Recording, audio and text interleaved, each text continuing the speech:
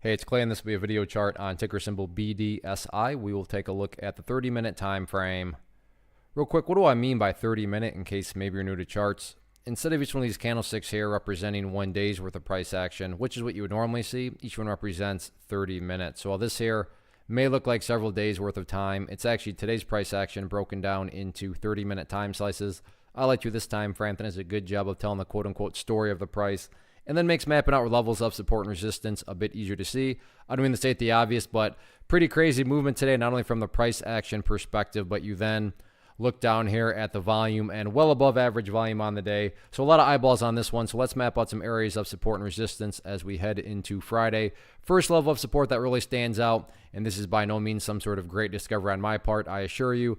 Anybody that uses charts and understands charts is watching the same thing, and that's right down there at $4.90. If you go back through the history of things, you can see that has quite a bit of price congestion right there before the bounce, and then once again today, that's right where the price bounced off of, from that point. And I bring up the fact that a lot of people are watching that area because when a lot of people are watching and wondering the same thing, call it a self-fulfilling prophecy, call it whatever you want, that can produce some pretty interesting price dynamics. So that is kind of what that 490 mark is representing. There's certainly some potential down there to create some interesting situations because so many people are watching and wondering that same thing. So 490 is going to be that near-term level of support.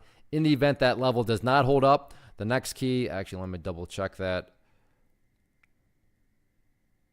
The next key level after that would be, and I realize the chart's hard to see, but got to go back quite a bit of ways in the history of things. So after 490, next key, that makes it easy, down there at 480. So 490, 480, two of the supports going into Friday.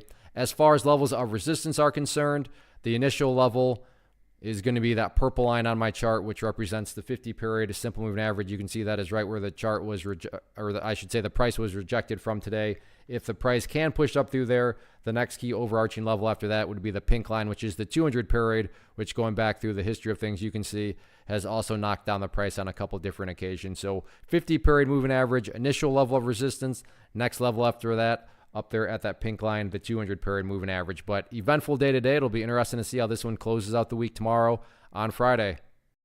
One of the biggest questions that I get is, hey Clay, how do you find the stocks that you trade? So what I've done is put together a free resource guide where I talk about the tools that I use to locate stocks that I find interesting and think may have potential. So if that sounds like something that could add value to you as a trader, then click on the image that is up on the screen right now and I will email you the guide. The guide itself is very short and to the point, and best part, it's completely free. Thanks for watching the video. Let me know if you have any questions.